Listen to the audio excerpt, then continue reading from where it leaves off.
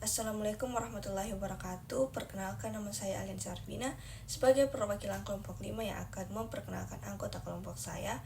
Yang pertama yaitu Ratitri Pratiwi, Muhammad Firman Hidayat, dan Afifah Mukarramah. Adapun topik pembahasan mengenai penyakit malaria yang akan dibahas yaitu gambaran epidemiologi, definisi, etiologi, manifestasi klinis, rantai penularan, dan upaya pencegahan serta penanggulangan penyakit malaria. Malaria di Indonesia masih menjadi salah satu masalah kesehatan yang serius, terutama di daerah-daerah endemis misalnya Papua. Menurut laporan WHO pada tahun 2023, malaria masih ditemukan di beberapa wilayah di Asia Tenggara, termasuk di Indonesia. Meskipun penurunan kasus malaria secara signifikan telah terlihat, akan tetapi penyebaran spesies Plasmodium seperti Plasmodium falciparum dan Plasmodium vivax tetap menjadi tantangan utama dalam upaya pencegahan dan penanggulangan malaria. Bahkan di beberapa wilayah seperti Papua, prevalensi malaria pada wilayah tersebut masih sangat tinggi dibandingkan dengan wilayah lainnya. Baik, saya akan menjelaskan pada pembahasan pertama ada gambaran epidemiologi, yang dimana epidemiologi malaria mencangkup distribusi dan juga faktor-faktor yang mempengaruhi penyebaran penyakit, yang dimana berdasarkan ada 3 komponen utama, yaitu ada orang atau host, waktu, dan juga tempat.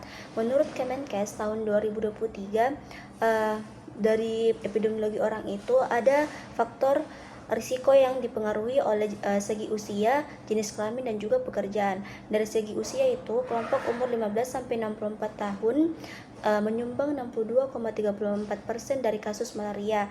Sementara kelompok usia di atas 64 tahun memiliki kasus terendah sebesar 1,13%. Selain dari segi usia, adapun dari jenis kelamin, yaitu pria menyumbang 58,64%, sementara wanita itu menyumbang 41,36%. Selain dari segi usia dan jenis kelamin, ada juga dari segi pekerjaan, yang dimana distribusi kasus berdasarkan pekerjaan menunjukkan bahwa kelompok dengan pekerjaan lainnya mencatat kasus tertinggi dengan 29,68%, yang diikuti oleh pelajar 22,53%, ibu rumah tangga 13,4%, dan juga yang tidak bekerja itu 9,52%.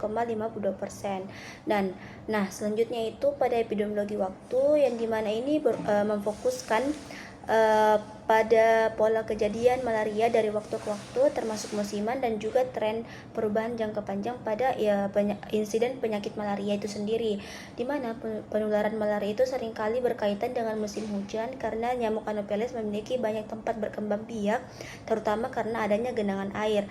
Selain itu, nyamuk Anopheles juga aktif menggigit manusia pada malam hari, terutama antara senja hingga fajar.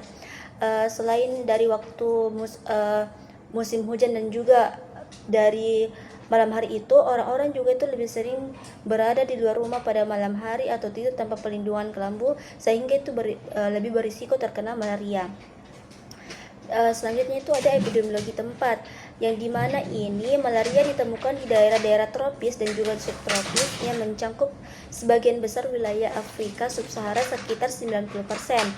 Adapun juga dari Asia Tenggara, Amerika Latin, serta pulau-pulau di Samudra Pasifik. Selain itu, adapun di Indonesia, malaria paling sering terjadi di bagian timur, termasuk Papua, Maluku, dan juga Nusa Tenggara Timur atau NTT, di mana hal itu terjadi karena faktor-faktor yang mempengaruhinya seperti curah hujan yang tinggi, kelembapan, serta adanya genangan air yang mendukung perkembangan vektor malaria itu sendiri.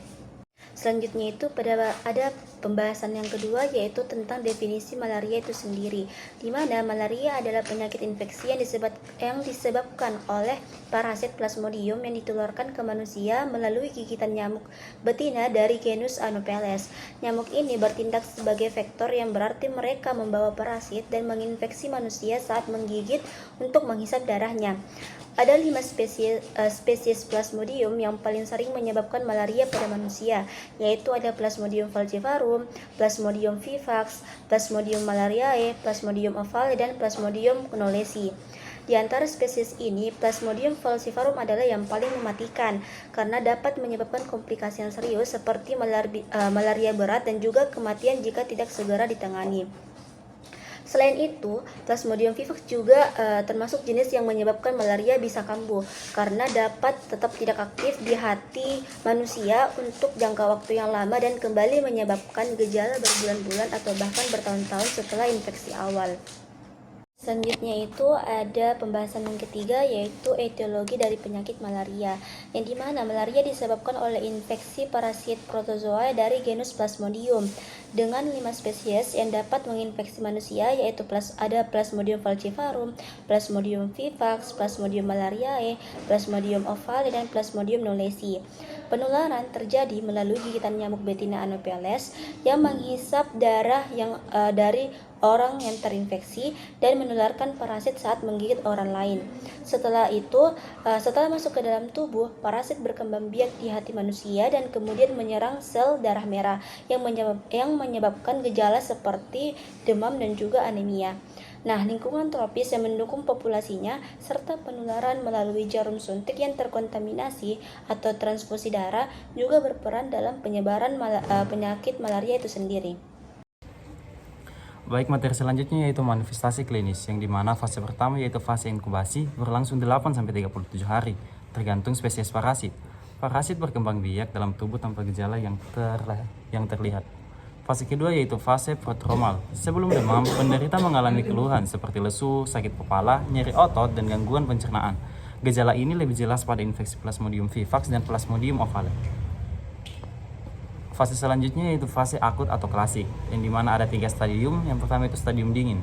Stadium dingin itu mengalami gejala menggigil dan kedinginan. Stadium demam mengalami gejala suhu tubuh meningkat hingga 41 derajat Celcius disertai sakit kepala. Dan stadium terakhir yaitu stadium berkeringat, yaitu keringat berlebihan dan suhu tubuh kembali normal. Siklus ini berlangsung 6-10 jam dan berulang. Pada malaria berat bisa terjadi gangguan kesadaran, kejang, dehidrasi, dan anemia. Fase terakhir yaitu fase pemulihan, yang dimana gejala berkurang, namun pemulihan bisa lama, terutama jika ada komplikasi. Malaria ringan pulih lebih cepat dengan pengobatan tepat. Di pembahasan selanjutnya itu mengenai rantai penularan malaria. Di sini itu rantai penularan malaria melibatkan agen Plasmodium yang ditularkan oleh gigitan nyamuk Anopheles betina yang terinfeksi. Nyamuk mengambil parasit dari manusia yang terinfeksi, kemudian parasitnya itu berkembang dalam tubuh nyamuk, kemudian nyamuk menggigit manusia lain atau orang lain yang menyebabkan parasit ini ditransmisikan ke manusia yang baru.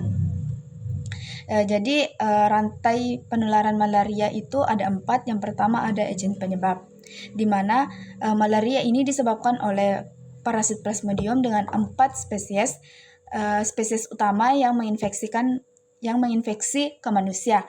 Yang pertama itu ada Plasmodium falciparum, yaitu malaria tropica. Yang kedua ada Plasmodium vivax atau malaria tertiana, dan yang ketiga ada Plasmodium malaria atau malaria cortana, dan yang terakhir itu ada Plasmodium ovale atau malaria oval. Plasmodium falciparum ini menyebabkan infeksi berat dan bisa mematikan jika memang tidak diobati. Terus infeksi campurannya itu bisa 2 atau lebih spesies Plasmodium yang sering terjadi di daerah dengan penularan malaria yang tinggi. Yang kedua itu ada vektor penularannya. Vektor penularan nyamuk Anopheles di betina itu berperan sebagai vektor. Dari sekitar 2000 spesies Anopheles, ada 60 spesies diketahui dapat menularkan malaria. Ini tergantung dari jurnal yang terkait jurnal yang kami baca. Yang ketiga itu ada siklus hidup. Siklus hidup Plasmodium itu pada manusia yaitu saat nyamuk menggigit, sporozoid masuk ke aliran darah dan kemudian ke hati, disitulah berkembang menjadi merozoid. Yang menjadi merozoid di sini yang menginfeksikan sel darah merah atau siklus eritrositar. Dan pada Plasmodium vivax dan oval, sebagian bentuk dorman atau hipnozoid dapat menyebabkan kambuh. Nah, pada nyamuk setelah menghisap darah yang mengandung gametosit, okinet terbentuk di dinding lambung nyamuk. kemudian berkembang menjadi sporozoid yang siap ditularkan kembali. Yang keempat itu ada masa inkubasi, di mana masa inkubasi ini bervariasi menurut spesies. Misalnya, Plasmodium falciparum dan Plasmodium vivax memiliki siklus 48 jam, sementara Plasmodium malaria membutuhkan 72 jam. Adapun upaya pencegahan penyakit malaria yang pertama yaitu pengendalian vektor. Malaria ditularkan melalui gigitan nyamuk Anopheles betina. Salah satu cara untuk mencegah penularan malaria adalah dengan mengendalikan populasi nyamuk vektor. Misalnya menggunakan kelambu berinsektisida. Kemudian yang kedua yaitu pemberian obat profilaksis. Obat tersebut digunakan untuk mencegah malaria terutama bagi mereka yang bepergian ke daerah endemis malaria. Yang ketiga yaitu penyemprotan. Penyemprotan insektisida di dalam ruangan merupakan metode penting untuk mengendalikan nyamuk yang menularkan malaria. Insektisida disemprotkan pada dinding dan permukaan rumah untuk membunuh nyamuk dewasa yang hinggap setelah menggigit manusia. Penyemprotan yang dilakukan secara rutin dapat secara signifikan mengurangi populasi nyamuk dan risiko penularan malaria. Kemudian yang selanjutnya yang keempat yaitu vaksinasi. Salah satu cara perkembangan terbaru dalam pencegahan malaria adalah ketersediaan vaksin malaria yang dikenal dengan merek Mosquirix. Nah, vaksin tersebut telah diuji coba di berbagai negara dan terbukti dapat memberikan perlindungan terhadap infeksi malaria, terutama pada anak-anak yang berada di daerah endemis. Kemudian yang kelima yaitu pemotongan rantai penularan. Strategi ini bertujuan untuk memutus siklus penularan malaria, baik melalui deteksi dini dan pengobatan cepat penderita malaria, sehingga parasit yang ada di dalam tubuh manusia dapat segera dihilangkan sebelum ditularkan ke nyamuk. Selain itu, edukasi masyarakat tentang pentingnya melindungi diri dari gigitan nyamuk juga merupakan langkah pencegahan malaria. Adapun upaya penanggulangan yang pertama yaitu diagnosis dini, di mana hal ini sangat penting dalam pengendalian malaria. Terdapat dua metode utama untuk mendeteksi parasit malaria yang ada di tubuh.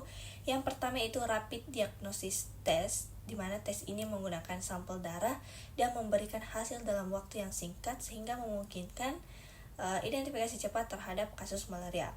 Kemudian yang kedua yaitu mikroskopi. Dengan metode mikroskopi, sampel darah dilihat di bawah mikroskop untuk mendeteksi keberadaan parasit. Meski memakan waktu yang lebih lama, akan tetapi mikroskopi dianggap sebagai metode yang sangat akurat dalam mendeteksi dan mengidentifikasi jenis parasit malaria. Yang kedua yaitu pengobatan yang tepat. Pengobatan malaria harus dilakukan dengan mengikuti resep dokter dan menggunakan obat anti malaria yang sesuai untuk menghindari komplikasi dan resistensi obat. Yang ketiga yaitu pemantauan dan evaluasi, yaitu dengan memantau penularan, resistensi obat, dan efektivitas program untuk memastikan pengendalian malaria dapat berjalan dengan optimal. Mungkin itu dari kelompok 5, lebih dan kurangnya mohon dimaafkan. Sekian, wassalamualaikum warahmatullahi wabarakatuh.